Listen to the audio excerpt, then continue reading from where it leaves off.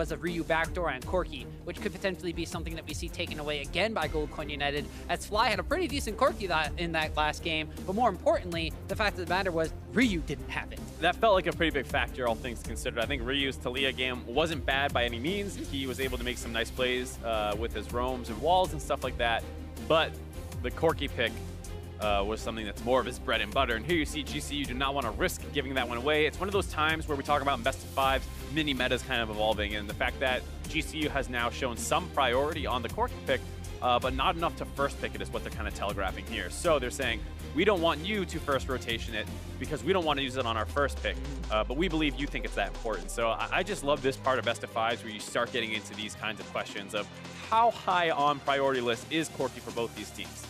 And we'll have to see as the double bans against Santorin, the Sejuani and the Maokai, two most played junglers in recent patches, have been banned away. We'll have to wait and see what the last ban is. Caitlyn and Kalista have been highly prioritized as bans, and Caitlyn once again being banned out here by GCU. We'll see if Kalista is the last ban overall, and it is. So both of those big AD carries taken away again, but this time around, GCU does not go for the Tristana first pick. They actually go for the Thresh first pick in a game after Madlife gets subbed out. Tom, I don't know what's going on.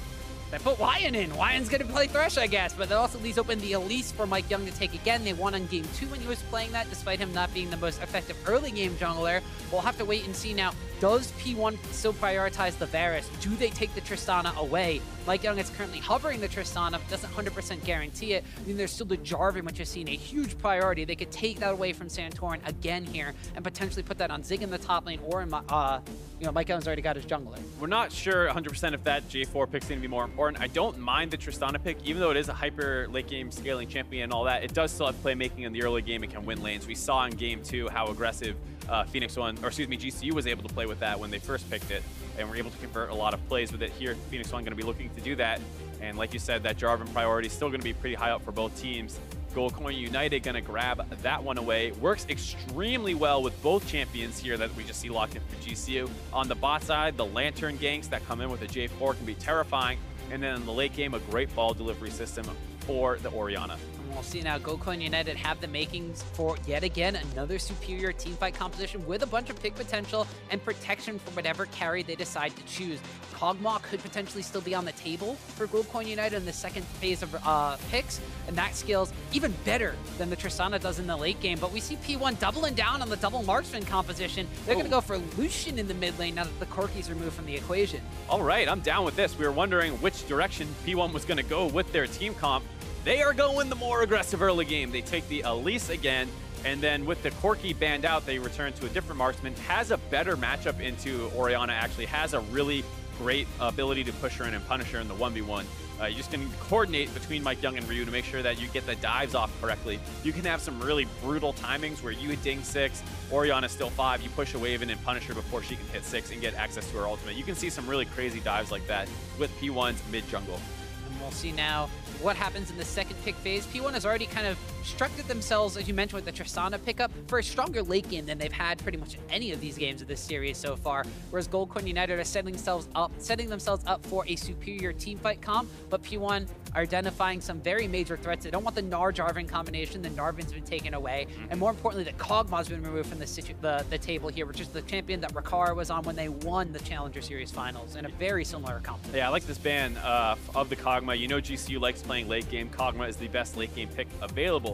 We've seen other things in the NALCS. We've seen a Jinx. There are other late game options, but Kog'Maw after Tristana is the best in the current meta. So with that taken out, what will GCU go with here? There's also, with the Kalista Caitlyn banned out, with that Kog'Maw, Tristana already picked, you're getting forced down pretty far on the list here. I mean, Twitch has been something we've seen a little bit here, as we see now Phoenix1 could be going for something in the support role to counter. The Morgana was hovered, but it looks like the Taric was banned away from Madlife specifically, can be picked up. Yeah, I was about to say, Taric has been something that's been banned a fair amount in the series in the second ban phase. Gets through this time around. The Twitch pick, like you said, I think it makes some sense against GCU's comp. You have to worry about, are your lanes too weak? Are you giving up too much pressure in the early game? If you take something like that, you have almost no power points on the map. You do have some playmaking, of course. The Sivir is going to be the lock-in instead. Not too bad of a matchup for it at all, actually, and so I like this pick. Yeah, so the Sivir into Tristana. Of course, you have the spell shield to block out the explosive charge damage.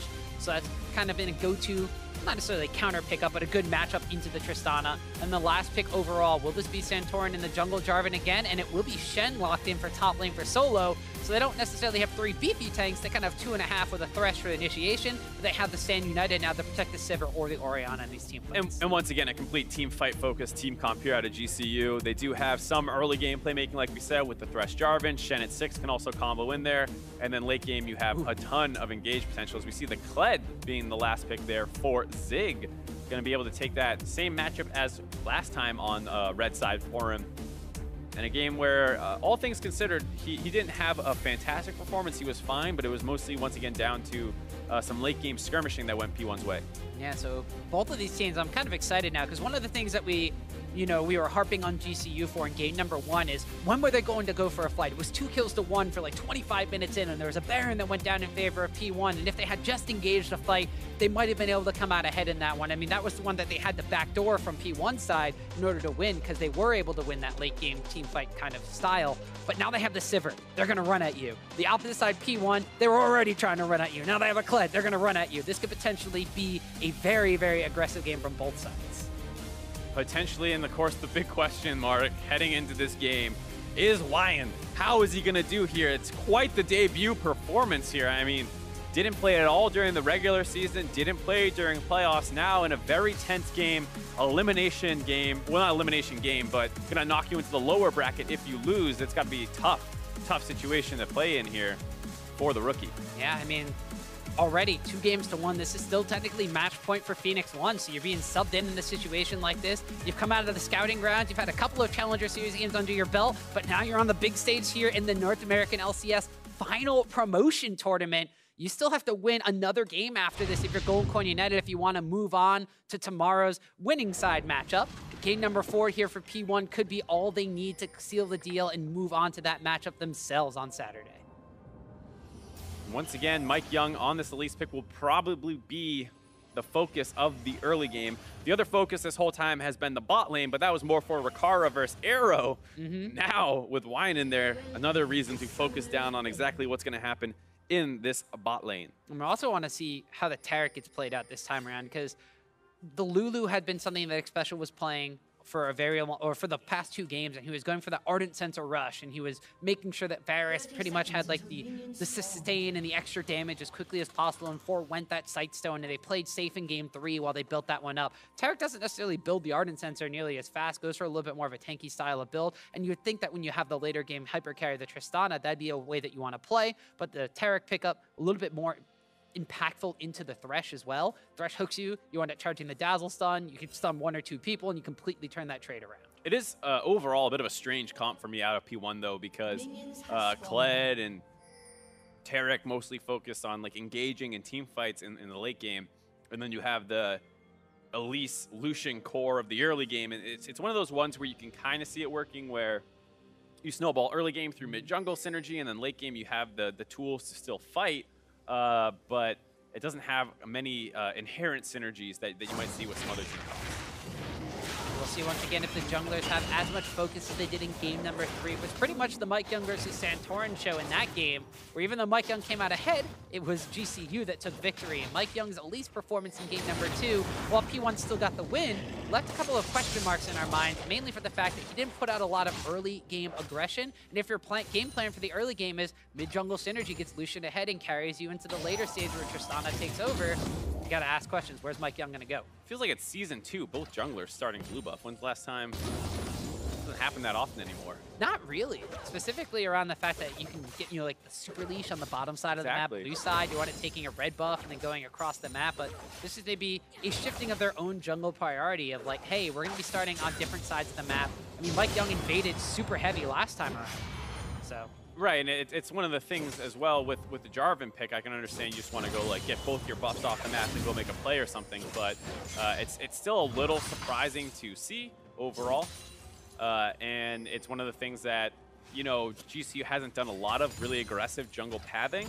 into like early ganks. So I wouldn't mind seeing a little bit more out of them when they are on blue side and things like that. We saw that GCU had the fans vote to think who was going to win this game and potentially this series. They still have a bit of an uphill battle to do so. Maybe that's why they brought YN in. You know, the synergy of YN and Rikara, we haven't necessarily seen it in-game, but out-of-game, a heck of a dancing duo together. For people who don't know, there was a music video released that Tom is referencing.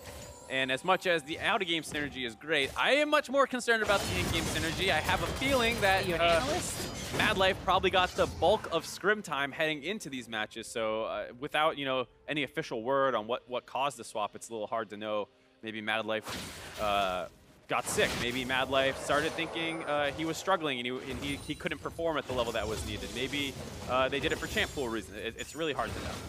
Well, very interesting. It's like you mentioned already during Champ Select, they first picked the Thresh as soon as Madlife is out of the game. So now YN's got an extra bit of weight on his shoulders as well because he's coming in replacing a big name on this roster. And the Challenger Series has been full of kind of, you know, these rookies and up-and-coming North American players going toe-to-toe against some of like the long-standing members of, you know, the NA, EU, and LCK, pretty much professional leagues. I mean, we have the story from EU United who are on the second stream who now have the core of now 3 sophomore players from the NACS. Now you have Rikara and YN, you know, kind of 2 new fresh faces. Rikara had a couple of games on Nova, but it's pretty much a rookie at this point in time, whereas YN, this is, you know, the first time we've seen him pretty much in scouting grounds. Oh. Ooh. Zig actually going to be able to flash away from that as well. Gets the remount. He's going to joust in on the solo. Misses the bear trap on the rope, though. MikeYeung is here for a counter gank, so Santorin tried to get aggressive early on, was not able to land the knockup combo. Bit of a sloppy / unfortunate gank up there in the top side. Right as Solo lands the taunt, Zig actually uses his shotgun to knock himself back out of the follow-up CC that was coming in from Jarvan's EQ combo. Then when he gets the remount, misses the bear trap on a rope, so Mike can't potentially follow. It would have been a little risky either way because he's still fighting at a health deficit, but Kled's known to be a little slippery, and he might have been able to win that if they actually managed to get that bear trap on a rope to land. Meanwhile, there's aggression on the top side, but on the bottom side of the map, it's GCU who are shoving up against P1 this time around. May just be a symptom of the Tristana in the earlier stages of the game, as now the CS difference a little bit in favor of Rikara, but not necessarily as monumental as it has been in some of these previous matches. And the Lucian pick to me is an interesting one for 2 reasons. One, because we already talked about, it's Lucian into Orianna, and P1's going for this aggressive early game style, but Ryu is not a necessarily aggressive player. He's not lane dominant for the most part. He's a lot more about going even and making plays, and that's what Corki and Talia are great for, whereas on the Lucian pick, you kind of need to smash the Orianna. Eventually, there's some power spikes in this matchup that Orianna's actually not too upset being in. And if you're not ahead on the Lucian, those can come at pretty bad timing. So I think it's one of the things where it's a decent pick for the game plan, but maybe not a decent pick for the player. We'll have to see. Well, we'll see if Ryu is going to be a little bit more lane dominant in this game, or if he's going to have to try to transition advantages in the later stages, you know, when he starts affecting the side lane, they group up for some of those objective fights like he had been doing on the Corki. Of course, you know, you don't have the same kind of split push threat on the Lucian as well. You don't necessarily have a package you go pick up and just immediately gap close in here. You see Ryu getting a bit aggressive against Fly. Fly has a cleanse available, but Ryu has taken the Ignite in this matchup, so already kind of buying into the fact he knows he needs to be a little bit more aggressive, but he's still at a CS deficit about 4. And that's one of the nice things about the Elise that forces that cleanse take. Usually, I mean, it doesn't, maybe not forced, because usually it's forced when you have 2 CCs between like a Syndra and Elise, and then it's like, oh god, you need that cleanse. Lucian not having any CC means maybe you could have gone with something else, but maybe Fly is confident in his ability to lane 1v1 versus Ryu, and it's just he has to be concerned about the Elise, and that's why he takes the cleanse. You see on the bottom side of the map, it's Xpecial decides to go back first, picks up a sight stone for himself, and leaves Arrow content to sit under his tower and farm away on Tristana, but now MikeYeung gonna walk in, find Santorin in the jungle, has to land the cocoon. Not a lot of mana, but he's able to repel away from the flag and drag combo, and Santorin can't continue to fight once that's gone. Man, somewhat luckily for MikeYeung, Fly was in the middle of a recall there. Ryu was back in base, so no mid laners to kind of come in and bring some of the damage that is needed to find a kill there. And the game is dead even, 7 minutes into the game. First time we can say that. Yeah, one of these teams has always had some early game laning advantages, whether it was the fact that P1 were smashing bottom lane, or MikeYeung was aggressively invading Santorin's jungle, or Solo was having CS advantages over Zig and Shen versus matchups that Shen shouldn't have CS advantages in, pretty much. We'll have to wait and see, though, where the first action actually happens. MikeYeung goes for this blue buff invade, has to flash away. Santorin's doing a really good job of making sure that Elise, the only camp I can remember MikeYeung taking away so far this game was that Raptor camp on the bottom side, but Santorin pretty much is shutting the door on his own jungle. There's YN's first big play. Lanterns fly. No, sorry. He's been fine in the bot lane. They actually have a CS advantage, which is pretty nice. Like I was saying, the Sivir and Tristana is not a bad matchup at all, and especially the Taric as well. The only thing you need to be worried about is that stun, and it's such a telegraphed ability. You can spell shield that very easily. Same with the explosive charge that you can put on you. So it's not at all a bad matchup here. And you see early on, Rikara has a nice CS lead. Yeah, so already advantages for the Sivir, who will, not necessarily known as much of a later game carry as like the Tristanas of the world are, but still, when you want to get stacking up an Infinity Edge, you get those ricochet crits in the later stages of the game, really effective against you, big beefy front lines. There's not a big beefy front line from P1, so it's even more effective to get those ricochet crits on some lower HP targets, specifically the double marksman composition. So if Sivir's going to have a big beefy front line to stand behind, the later game threat is still there from GCU, and we already mentioned the team fight power they have as Ryu gets aggressive, dashes forward, builds quarter cutlasses aggressively. Not bad. This is one of the things we were saying, where if the Orianna's going even, your Elise loses her flash, and you're on GCU's comp, once again, you're saying, all right, well, this is probably going to outscale in the late game. But what we were saying this time around that's slightly different is with that Taric pick, a lot stronger of a late game champion, you can potentially find some really big plays where you might get the ultimate off at the perfect time to cancel out an Orianna ultimate. Right. And when you have Taric, you always have that kind of massive team fight potential where you just neutralize so much damage that you still win the fight. Right, you are the anti-team fight in that sense, where you have the Cosmic Radiance to stop at the right point in time, put like a pause button on the team fight wherever you would want to. As Solo, going toe-to-toe, uses the Spirit's Refuge there to dodge out on some extra shotgun damage coming out from Kled. And Zig trying to remount himself up in that top lane. MikeYeung now might be the one that has the enemy jungler knocking at his door. Arrow's actually going to walk up here as well, and Santorin's not able to steal that blue buff away. MikeYeung will get it for himself and get that control ward, but Fly is positioned aggressively in the mid lane against Ryu at the same time. And this is one of the times where we're talking about power spikes that can come in that work well for an Orianna if things are even. You have your arm guard, which is great. Even better, you have blue buff and they don't, so you can kind of spam the wave pretty aggressively here, and it'll have a hard time punishing. Also, with at least no flash available for a flash unit, as well as the fact that Cleanse is up. This is going to be some more time for Orianna to play relatively freely in the lane. So we have another pretty docile early game coming out in this series. Much as we saw P1 aggressively come out swinging in game number 1, where first blood still only happened about 10 minutes in, but they were able to get laning advantages and completely smash the bottom side of the map. Or game number 3, where they were cutting down Santorin in the jungle and aggressively pushing advantages that way.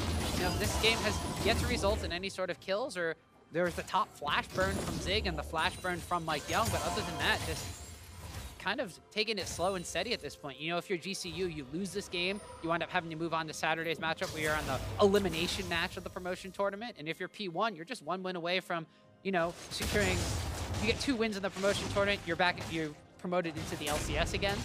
So they just want to keep this one slow and steady and at their pace, because they now have the scaling late game carry as well. The other thing that'd be pretty interesting is if GCU does make it back into that promotion match tomorrow. Hold on, big play being forced in the mid lane. The Lantern out right away, though. Perfect timing by YN to disengage from that brute force attempt in the mid lane. I guess that's why he's shoots him out of there, yeah. Yeah, saves him. So the charge ultimate coming out from Kled was ineffective, and P1 trying to make, kind of the first aggressive play from their side of the map doesn't wind up resulting in what they wanted. But it is focused out on that mid lane matchup where we said that Rio needed to get some sort of advantage. But I mean, we're 12 minutes into the game at this point. Lane phase is generally, somewhat over around the 15-minute mark when people start contesting dragons and rotating around the map for additional outer towers. And at this point in time, things once again dead even. Very scary for the side of P1 here. MikeYeung, no advantages. P1, really no advantages around the map. And it's the kind of thing where eventually, GCU can kind of scale forever. They do still have to be a little bit concerned because, like you said, they have the Tristana this time on P1 side, something that they haven't really had at all this series. And Arrow has been playing pretty well, all things considered. No major mistakes out of him. Has had some decent team fights and some good laning phases. So now with a better scaling champion, you might see him able to take over this game in the late game, something he hasn't really had the opportunity to do so far. One of the things that, I mean, we've been saying, like, they subbed in YN, you know, been kind of, you know, questioning why they would do so. One of the things that Madlife was very good at is keeping control over the jungle and the bottom side area. Santorin's doing a really good job of shutting the door on MikeYeung's invading attempt, but the jungle or the river area has not necessarily been as ordered on the bottom side, which lets P1 on a nice back timing here. They catch out GCU's bottom lane. They go in and they take that first Ocean Drake of the game. So while they aren't able to capitalize on the mid lane play or get the Lucian ahead or pick up any kills whatsoever, they do get the first objective of the game. So it's a small victory. Small victory. I would, you know, not want to criticize YN too much for that one, just because that had happened previously with GCU. Times where P1 was able to get a dragon that maybe they shouldn't have been able to, given the fact that GCU was winning. Here we see Zig in a bit of a precarious position, maybe.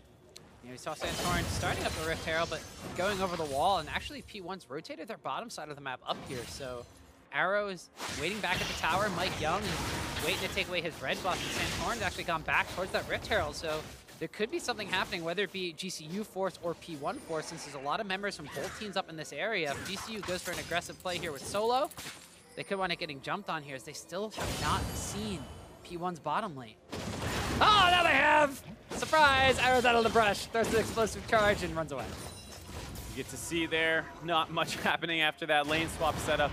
Rift Herald unable to be focused down as well. GCU sniffed this play out. YN already up on the top side as Rikara rotates his way up there. No one down the bot lane currently. With the dragon going down, it is slightly telegraphed. There is literally no reason to put your bot lane bottom at that point.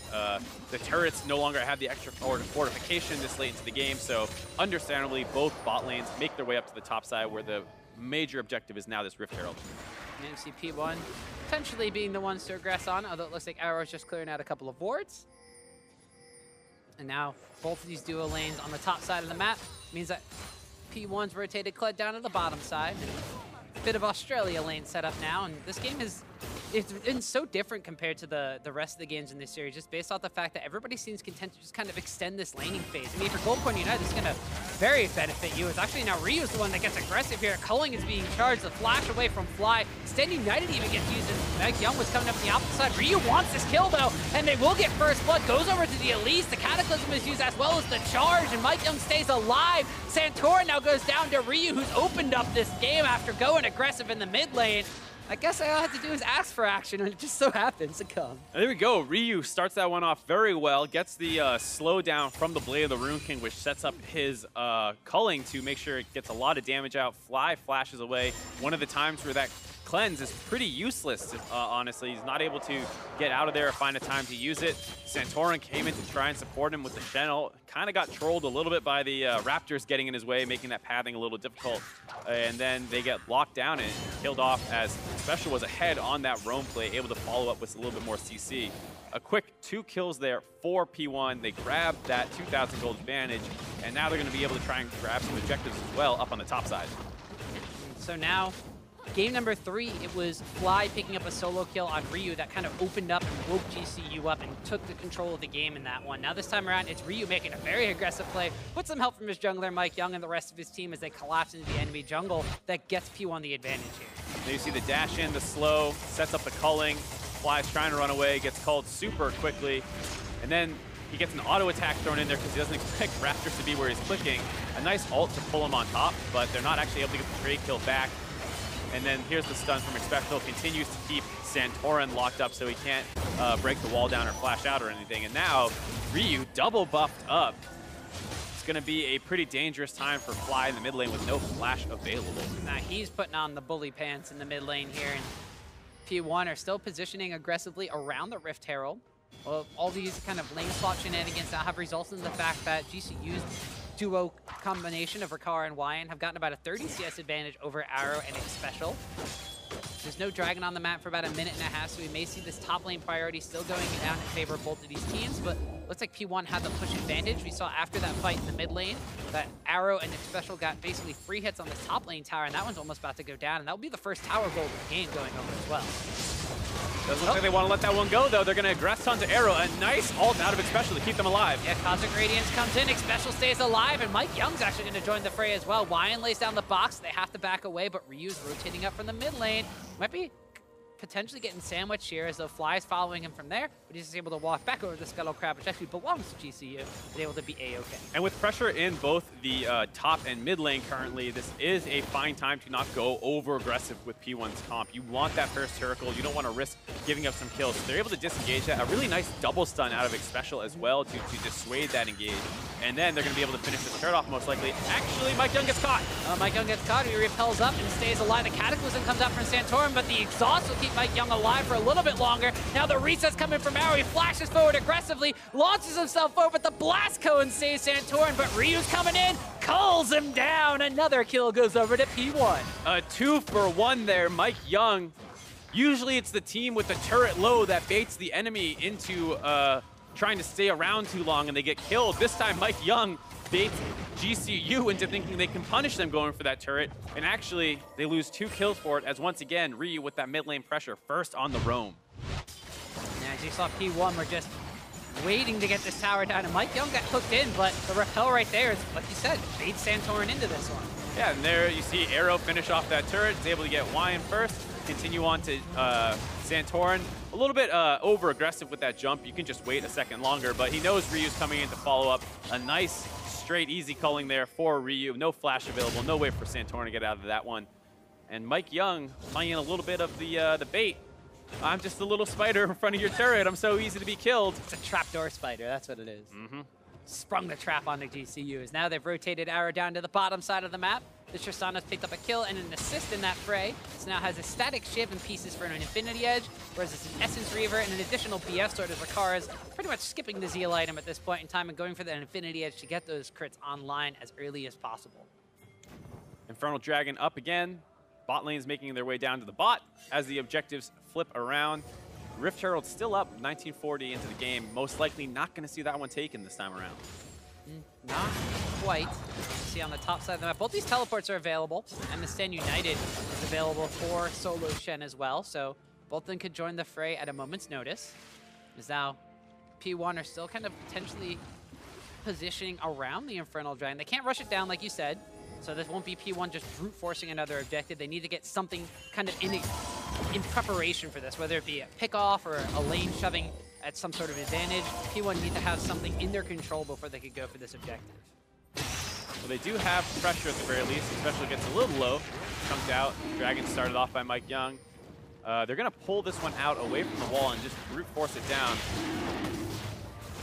You see Ryu on the backside of this fight. Gets some damage on the fly. MikeYeung is going to flash over. Baits out the command shockwave there with a repel, but he's going to wind up baiting himself into death, though, as the rest of GCU just collapsed. The Infernal Drake was started, but the trap this time was sprung on MikeYeung. That was a little bit of spaghetti there out of MikeYeung. I believe he did not need to play it that way. He flashed over the wall, got some damage in, and then repelled. Santorin was over the wall and might have been able to land on Santorin to get out of there. Doesn't end up doing it. Instead drops back down and gets killed now that he has no flash available. Probably could have just repelled over to start it and save his flash. I'm not exactly sure. Yeah, so now MikeYeung, with his death, gives the Infernal Drake over to Gold Coin United. So P1, they got an Ocean Drake for themselves, but they lost out on the Infernal Drake, which is going to be a lot of damage, which Sivir and Orianna are going to absolutely love having. And yeah, this is one of those situations where, once again, P1 in the lead, great. They're starting to get control of this game, and whenever that seems to happen, they make a mistake. They let it slip away a little bit. Instead of getting this Infernal Dragon, now GCU has it. They give a kill back. There's still all the turrets left up, so any one of these team fights not only will be pretty big in terms of kill score, but it'll also allow people to start snowballing through objectives. They'll be able to grab a bunch of turrets on the back end of a fight. And, you know, if that's how the game's going to go, having the Infernal Dragon is pretty important. It definitely is, and we saw just beforehand that P1, when they have a lead at 20 minutes, they usually can close out the game. I believe it was a 12-5 record. That, of course, speaks to the fact that P1 oftentimes doesn't even have these advantages at 20 minutes as well. If you think about it, played about 40-something games in the NALCS, and 17 of them they had advantages. So when they do have advantages, sometimes they do slip away, but because they're not often playing from this position, then They might be trying to do something a little bit desperate, though. They're starting up on this Baron. MikeYeung extremely low, and Santorin sniffs it out. Doesn't actually go for the punish. He had flag and drag plus ult available. Could have got on top of MikeYeung. They should know his flash is still down, but they chose not to force that fight. Just going to take that health advantage. Continue trying to push. We're talking about AD carries down the bot lane. It's a little scary for Rikara to be down there pushing right now, but with MikeYeung getting chunked out and forced out of there, unlikely that they try and force that Baron again. There's no big dedicated tank from P1 too, so they need to have as many damage dealers as possible to kind of rush down that Baron, but knowing that at least somebody was, like Zig was showing on the map, content to just kind of force them away from that Baron buff attempt. But now, once again, P1 has kind of set up this interesting situation where Ryu is now going to be dealing with a split push on the bottom. We have Zig split pushing on the top, and then the core of 3 around the mid lane. Once again, Arrow kind of being the one to defend against waves pushing in. Very curious lane setup, to say the least. Both no TP mid laners in the bot lane with Baron up and no Dragon available. A very strange 1-1-3-1 here. It's not too bad for Ryu because in the side lane, Lucian will be pretty happy, but not great for Orianna. And just overall, a little surprising to see when your teleporters are available, but they're just stuck up on the top side here. So P1 probably would want to flip that at some point soon, but for now, pretty happy with it. Well, most of the tower is still pretty healthy from the side of GCU too, and despite there being a little bit more of an increase in the action, there's still only 1 tower that's gone down and 2 dragons that have fallen the entire game. So P1 find themselves still at about a 2,500 gold advantage, but this is the same point where GCU was kind of keeping them at an arm's length in game number 3 when they were able to come back into the game, you know, after the 25-minute mark. And that point in time is rapidly approaching, and P1 don't seem to really be, you know, kicking it into high gear right now. No, they don't. And what kind of was the catalyst in game 3 was the solo kill that Fly had onto Ryu. This time around, not as easy of a matchup to find that, but there probably needs to be one small outplay to really kickstart this one, because it does feel like both teams are struggling to get good vision control and really force an objective down in a straight 5v5 situation. Well, we see double Ruby Sightstone picked up for the supports, so they're going to be putting as many wards as possible down. Actually, a Talisman of Ascension picked up for Xpecial's Taric, so aiding in the fact that everybody wants to either run away or run towards each other. We're going to be adding an additional speed boost item there. We have the Infinity Edge now finished by Arrow's Tristana, so his crits are going to be packing quite a punch. We have a BF Sword and a Zeal, however, picked up by Rikara, so we already see the bouncing crits coming in from Sivir, able to easily wave. And a nice small rotation up to the top side there by GCU. They sent some pressure with the Thresh and Jarvan making their way up there. Zig respects it and backs off, allowing Soul to find a lot of time on that turret. And Xpecial doesn't even care, doesn't even look to auto-attack Solo, just lets him scoot right by him, get to that Lantern, get out of there. But GCU making some decent plays on the map to start getting turrets down low, still looking for their first of the game. GCU at this point in time have just been able to stop what Phoenix1 wants to do. You mentioned that Phoenix1 has, throughout, you know, their play style, the NALCS, has been, they want to go for like these 1-3-1 split pushes. They want to kind of, you know, break apart the map, and they don't necessarily want a full-on 5-and-5 fight you. They want to be able to try to catch somebody out of position and utilize, you know, the speed boost, utilize the Kled charge, utilize now the Talisman of Ascension coming out from Taric to kind of catch you when you're least expecting it. But Goldcoin United are content to stall these games out and make them last longer. That was their play style in the Challenger Series. And if P1 aren't going to be able to find, you know, the catalyst they need, because their pick potential pretty much at this point is an Elise Cocoon or a Taric Dazzle. And those are both extremely difficult to do when you have somebody wave killing under their tower.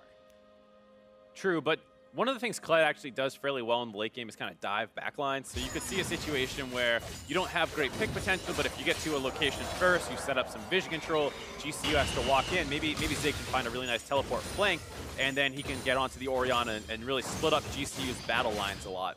The problem is there's a Shen. It looks like the Orianna has a lot of shielding available. It's going to make it very hard for Zig to get anything done. Ryu going to get jumped on by Santorin. He's going to be met up with Fly as well. Ryu just tries to get back to his tower. Does not have a lot of HP, but will keep him alive. And GCU refocus and decide that they might be going for that top lane tower. Now there's pings of assist speed down in the mid lane here because P1 are rotating to try to hit that mid lane tower in exchange. Yep, nice counter pressure here out of P1. You see multiple members up in the top side. You start working down around this mid lane. GCU, for the most part, look like they're going to be in range to stop this push from completely coming in, but not before taking a big chunk out of the turret and Rikara. Static Shiv, Infinity Edge, crits coming through for Arrow and chunk Rikara down to just below half HP. Ryu, in the meantime, has come back and casually life stolen off this red buff, which will give him additional HP regeneration, so he'll be fit to fray in just a little bit. Zeal's been picked up there by the Lucian as well, so he's already gotten himself about 2.5 items. So his counterpart, the Orianna, already does have a Zanya's Hourglass available, so he completed that full item and has it available for team fight usage to try to fade something out from the side of P1. At the same exact time, though, MikeYeung says, I'm no help wave clear, and I'm no help trying to do anything right now. I'm just going to solo down this Ocean Dragon, the second one for P1. GCU wants the brute force to play up on the top side. Nice hook! Ooh, Lion hooks over the wall that catch down onto Ryu, and they immediately take him down. He flash hooked into that, I believe. You see his flash on cooldown. Lion showing why he's getting the start right there. A cute play picks the mid laner for P1, which enables GCU to start this Baron off. Oh, but the teleport's coming in from Zig's Kled. It will be completed, but he immediately flashes out from the flag and drag, so they're content to just let GCU take some Baron damage, but GCU, they're content to go back on this one. Still about 10,000 HP. The charge and the talisman are available for the side of P1. Let's see if they want to try to contest this fight. It's 4v5, but there's Baron damage down on Goldcoin. The other taunt lands in. The Cosmic Radiance comes out. It's going to keep MikeYeung alive as he repels down through and then pick up a kill on Santorin, but 2 kills come out. The shockwave lands onto Zig as Xpecial has to flash away. Goldcoin United have found a fight. They've dismounted Zig from Skarl. They've picked up Xpecial on the other side. That's a fight 1 for GCU. A 4-for-1. Santorin's the only one to drop down. A nice engage onto MikeYeung, chunks him out very early on, and then he's actually repelled in the air to keep himself alive while the Xpecial ultimate comes down, so he actually does not receive the Cosmic Radiance, gets picked up soon after that, and then they're just missing too much damage. Their mid laner's not there, so they're not actually able to win that fight. Ryu trying to get something in there. Sivir's able to pick up the Baron. They get a kill down on the solo, but soon after, Ryu falls. A good attempt, I guess, out of Ryu. The game is already kind of turning sour, so he tries to find some clean-up kills. Maybe in some miracle world he steals the Baron, but we'll take another look at this. You see the repel go up. MikeYeung not actually invulnerable during that, so he drops soon after. And then there's just no Ryu to take advantage of that Cosmic Radiance to keep himself alive, to pump out a lot of damage, because if he's able to run wild with invulnerability on him, I mean, that's so huge for a Lucian who's a short-range champion, but he has not available in that fight, and it's very easy for GCU to win when one of the main damage dealers is down in a team comp that doesn't even team fight that well late game. It starts off with a pick on the Ryu and ends with a pick on the Ryu. So a Baron buffed up Goldcoin United now. At least 3 members have the Baron buff, because we did see Santorin dying in that fight beforehand. We'll be utilizing this Baron power play. We'll have to see if they're able to, now they've gotten the gold lead away from Phoenix1, they're able to try to seal the deal with this Baron buff, or at least take as many towers as possible, because they had 0 before that, and now they got 2. And they're not out of the woods yet, to be fair. I mean, P1 has found a way to steal away a couple of these games when it felt like they were firmly under GCU's control. So GCU still have some work to do here. They're, once again, positioned very well to take this game. But hold on, Ryu trying to make a play in the mid lane with his team. There's a lot of things going on all over the map. Towers are going down everywhere. Cosmic Radiance completely negates that command shockwave as Lion winds up going down. Spirit's Refuge will keep Solo alive for a little bit of time. He's going to get a shield from Fly, but he winds up going down as well. So now Rikara is rotating over from the bottom side. The Cataclysms use their Tropic Special in, but he's just wailing away while the rest of his team is actually just safe behind the wall, but Fly is able to pick up a kill onto Xpecial, so they go 2-for-1 overall. And there's some of that aggressive playmaking P1's comp is capable of. Just wondering where that was before. There were a lot of times where both teams were kind of just spread out. Wouldn't have minded seeing that a little bit earlier on. But, I mean, it's a really good identification of where the resources were on the map. It was Lion and Solo in the mid lane of all things for some reason. So a really nice dive by P1. Gets a 2-for-1. They're still on the back foot. No, Zig's about to go in, but he gets dismounted from Skarl. They lock down a cocoon onto Santorin, but MikeYeung goes up. MikeYeung goes down. He's almost goes down to a boomerang blade there from Rikara. Ryu has to split off to one side of the map while the rest of his team runs away back towards their own base. They do have double Ocean Drakes to keep themselves healthy for now, but we'll see if Goldcoin United, with about a minute and a half left on this Baron buff, will knock down the second inner tower of the mid lane. Looks like they will. Good objective grab there. Now up to 4 turrets. The gold lead all the way up to 3,500 and about. But a nice play by P1 overall, because it does take some Baron buffs off the map. It slows GCU down from being able to set up any sort of siege situation. And overall, a great play out of P1. Taking another look at it here, just sitting on top of a pink ward, Fly up in the mid lane, just start off onto him, gets saved by Lion, and then in comes the Cosmic Radiance, be able to protect him under this turret. That shockwave completely negated, one of the things I said you have to worry about. Solo completes the teleport, he's under the turret alone now, he goes down. Fly was able to get out, but wasn't able to actually deter that turret dive at all from happening. There's a really cool interaction between the skins that Taric has, being able the sunglasses roll down as the charge comes in from Kled, and there's no way to stop that. Cool guys don't look at engages. Maybe that's why P1 didn't do it until that point. They weren't looking for the engages, but they found one there. GCU, though, they have a talisman of the center of their own. They're just rotating down to the bottom side of the map where Solo's been split pushing. They're going to get yet another tower. P1 getting a little bit too cute there. Multiple people were camping a brush in the river. P1 has pressure down the bot side, though, just rotates through the jungle, not the river at all, and they grab another turret here. And we see the culling having to be used by Ryu just to pretty much wave clear at this point in time. So now it's about a 4,000 gold advantage for Goldcoin United. They were down maybe 1,000 or 2,000 gold leading up to that Baron fight. Now with about 10 seconds left on the Baron buff, well, I mean, they've gotten themselves solidly in control. I can't even talk at this point. Completely in control of this game, which is exactly what happened in game number 3. They were able to take control of the later stages of the game. They had a superior teamfight composition to win. And there's another Infernal Dragon coming up in about 20 seconds. If GCU is able to grab this one, P1 will have a super hard time team fighting later on in the game, as if it's not hard enough already. So you can expect them to try and contest this, even though they are down about 4,000 gold at this point in the game. Hey, that's about how much the Baron power play was. Hey! Change in gold differential exactly equal to that Baron power play. It goes to show how close this game had been being played between both of these teams, despite P1, you know, in the series, we're going to say historically, but in the series previously being the ones that get those early game gold advantages. You see, though, at least they have some tanks. It's a little bit easier for them to walk up in this situation. They have a Kled, they have a Taric, but they're not able to get over to contest that Infernal Dragon, just taken down by Rikara. Well, they want the tower, but Arrow's not going to be able to get it. He got jumped on by Santorin, has to jump away, but the explosive charge will finish the deal. Zig, though, going to get dismounted, has to try to flash away. Cosmic Radiance won't save Kled, but it does keep the rest of P1 alive. Solo's going to be channeling the San United. Nice across the entire team. 3 kills, 4 kills picked up. A quadra kill goes to Fly, and he says he doesn't want to be the only mid laner to be suffering a pentakill. They're chasing down onto Ryu. The hook is there. Pentakill for Fly! A huge play out of GCU there. P1 was trying to punish the Dragon take for a turret. They get caught out of position, and Xpecial is just too slow on the Taric ultimate. As Zig is able to be killed off before it finishes completing, GCU waits it out very intelligently before re-engaging and acing them. Pentakill and winning game number 4. There's things that come in 5s. There's pentakills and this series, Mark. Goldcoin United are going to tie it up at 2 games apiece and force a final game 5 against P1. Story of the game for me, a couple things. One, Fly getting his Orianna, one of his best champions here, showing why he is so good on this pick, able to win. And then the other thing, Wyan coming in, I mean, you got to think back to how GCU really took control of this game. It was a pick that was started by a nasty flash hook out of Wyan, and then once again there in the team fight, you see another flash hook onto Arrow to make sure that he does not get away in that team fight, and they are going to be able to win the game off that victory.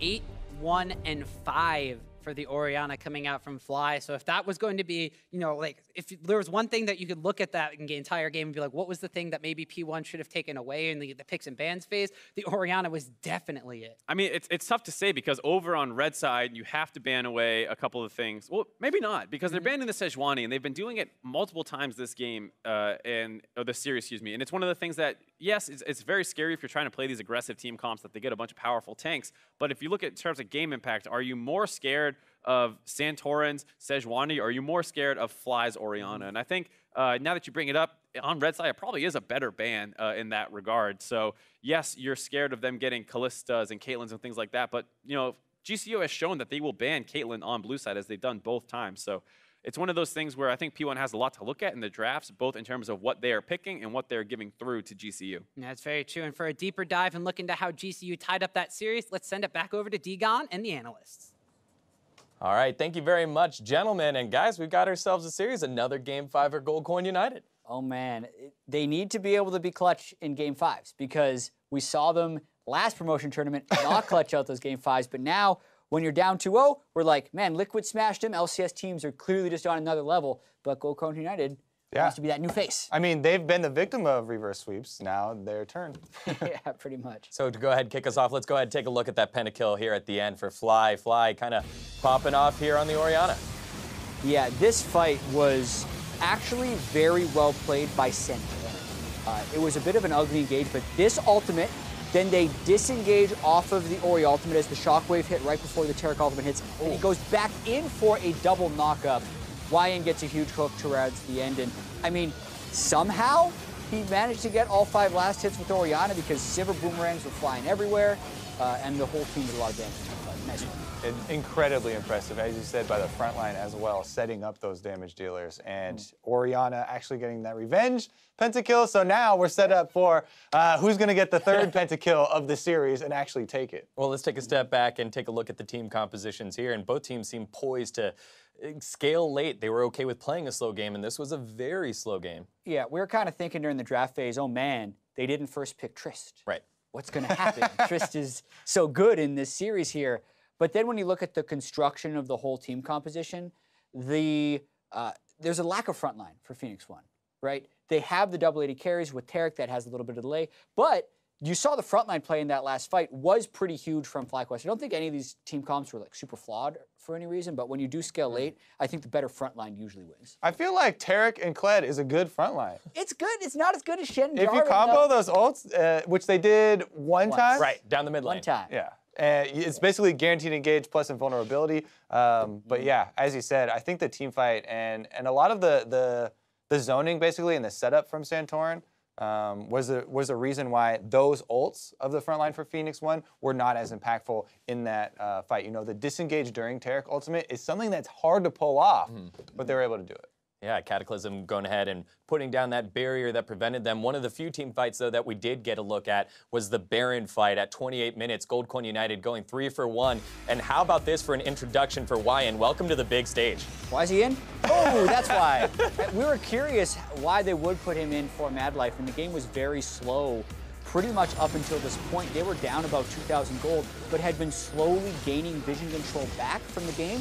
They get a pick, and they immediately try and extend on that, eventually just going back to the Baron, knowing that the mid laner is dead for the other team, knowing they're going to be able to win a team fight. And I think the whole time the plan was to pull off Baron for a fight if MikeYeung was going to go in for a steal, and to do just that. Yeah, exactly. You have to have that clarity going into it. It seemed like everybody was on the same page this time around. These decisive, Baron plays have what, this is what's decided the games in this series, and they completely look different in this game, right? The chase down's very easy afterwards. They have Sivir. It's a fun little blast cone, but unnecessary, and they're able to get down the Baron afterwards as well. Definitely the, kind of preparing going into these objectives looked like it helped them out a lot. Yeah, we talk about how Goldcoin United is slow to set up plays, but they're trying to emulate a Korean team more than anyone else in the Challenger Series was. And if you're clear with your communication, sometimes that works, right? Their team fights here were actually fairly clean. It was very slow as far as the game was progressing, but if Phoenix1 isn't going to make plays on them, this whole just get good team fights towards the end of the game can work for them. Speaking of making plays, I just want to reiterate how good that hook was. Yeah. I love going for the flash hook. If you're in Fog of War and they can't see you flash hook, then you have such a higher chance of making it happen, right? In solo queue, you always have these guys, they go for the flash hook, in lane or something, or like, when they have vision of you, then they're expecting you to hook and they can go for a dodge, but if they don't have vision on you, you have a much higher chance, and it comes up as a huge critical play. Yeah, and YN's one of those players that's been in the Challenger Series for quite some time, or in the Challenger area, the amateur scene for quite some time, and was able to make a big play when his team needed it, and, that ended up getting them the win. That play there got them the win. Yeah, it's still going to be perplexing. They have Madlife on the team, and they'd won Game 3, so the sub in to play Thresh, of all things, so I really want to know if YN plays Game 5 or if Madlife plays Game 5. You won't have to wait long, buddy. We're going to find out. Although, even when we came back, I wasn't sure because Madlife was standing right behind him. We're like, is he doing his runes for him? He's translating. We weren't sure, that's what it was. Rikara was a little too busy to translate. Let's look at the side of Phoenix1. Now, Phoenix1, 2-0.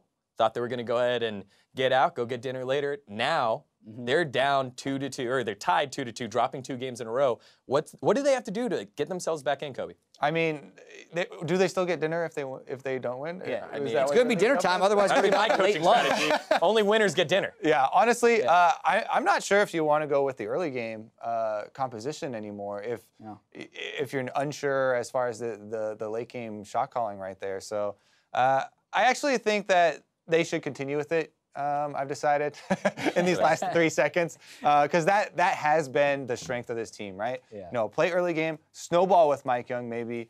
He's been focusing pretty heavily on jungle farm. Maybe look for more aggressive, you know, ganks and try and snowball the laners a bit quicker. He's been shutting down Santorin. He's been tracking Santorin. He's been taking Santorin's jungle camps. But he needs to actually get his laners. I mean, he's doing a lot, but yeah, maybe you want to do even more. Yeah, do even more. And one thing to note here, YN, with that one play, bought himself a little bit more time to play. He's going to be the support in Game 5. Meet us back in just a few moments to see if Gold Coin United or Phoenix1 will claim victory and move on in the promotion tournament. Don't touch that browser.